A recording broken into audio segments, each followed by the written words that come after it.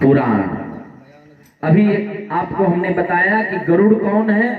भगवान नारायण के परम शिष्य हैं, भगवान नारायण के वाहन हैं। और पुराण शब्द का अर्थ क्या होता है? तो कहते पुरा अपि नवः पुराण, जो पुराना होते हुए भी नया दिखाई पड़े, या ये कहें कि जो पुराणों का व्याख्यान करे, पुराणों के बारे में हमें बताएं, विस्तृत हमें ज्ञान जो दे, उसी को हम पुराण कहते हैं। पुराण और इतिहास में अंतर बस इतना ही है। इतिहास सत्य घटना को हमारे सामने प्रस्तुत कर देता है, उसको हम इतिहास कहते हैं। लेकिन पुराण जो है, पुराण के अंदर जितनी बातें लिखी हुई है वह सभी शिक्षाप्रद है, सभी शिक्षा देने के लिए है। इसलिए पुराणों के हर एक बातों को हम शिक्षा के लिए अपने जीवन में उतारने के लिए श्रवण करते हैं। प्रेम से बोलिए दान दाता की जय, भक्तवत्सल भगवान की जय। तो पुराण के हर एक बातों को हमें अपने जीवन में उतारना चाहिए। हमें कैसे अपने जीवन को जीना चाहिए, हमें अपने बच्चों को कैसे संस्कार देना चाहिए, हमें अपने बच्चों को किस प्रकार शिक्षा देनी चाहिए, हमें अपने माता पिता भाई बंधुओं में किस प्रकार सामंजस्य बना करके रहना चाहिए, यह अगर कोई आपको सिखाएगा तो वह है पुराण, वह है कथा, वह है सत्संग। इसका नाम है सत्संग। सत्य शब्द का अर्थ होता है, ध्यान देंगे आप लोग, सत्य कहे जो बिन से नहीं। सत्य हम उसे कहते हैं जिसका कभी विनाश नहीं होता। अब आप बताइए कि आपके शरीर में कौन ऐसा वस्तु है जो विनाश रहित है, जिसका विनाश नहीं होता? बताइए, आपके शरीर में कौन ऐसा अंग है या कौन ऐसी वस्तु है, तत्व है जो विनाश नहीं होता? आत्मा। बहुत सुंदर, आत्मा। देखिए, ये ज्ञान परक बातें हैं। हम सनातन संस्कृति में रहते हैं तो सनातनीय कहलाने का हक हमें तभी है जब हम अपने सनातन परंपरा को निर्वहन करेंगे, उसे अपने अंदर समाहित करके उनके बारे में जानेंगे। तो हमारे शरीर में केवल एक आत्मा है जो विनाश नहीं होता।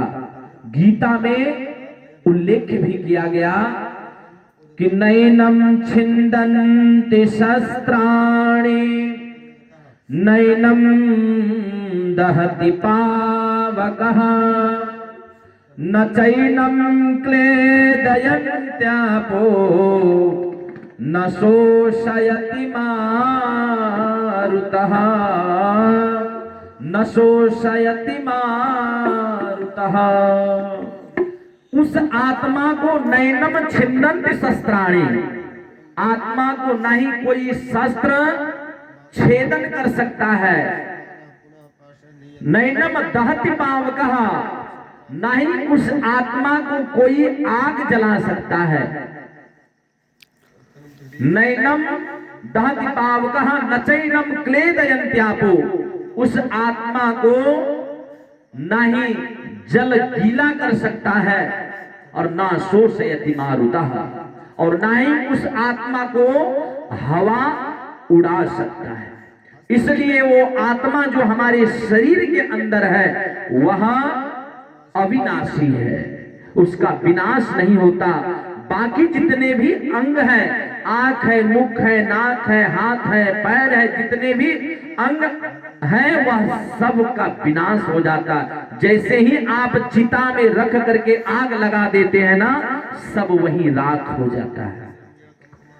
इसलिए सत्य अर्थात वह आत्मा, और संग मतलब यह जो शरीर है ना उससे जोड़ देना। दो शब्द है, एक साथ और एक संग। साथ शब्द का अर्थ होता है कि आप सभी का शरीर इस कथा रूपी पांडाल में मेरे साथ है, विद्यमान है, दृष्टिगोचर है, दिखाई दे रहा है। लेकिन हम ये नहीं कह सकते कि आपका मन भी मेरे साथ बैठा होगा। किसी का मन रोटी की ओर होगा, पता नहीं रोटी नहीं बनाए कहीं लेट ना हो जाए। किसी का कोई ना कोई काम में मन इधर उधर भटक रहा होगा, क्योंकि ये जो मन है ना वह चंचल है। इस मन को आप जितना समझाओगे उतना ही ये मचलता ही चला जाएगा। ये मन को कंट्रोल करने के लिए अगर कोई विषय वस्तु है तो भगवान के श्री नाम, सत अर्थात इस आत्मा और संग अर्थात इस शरीर के साथ में उस आत्मा को जोड़ देना ही सत्संग है।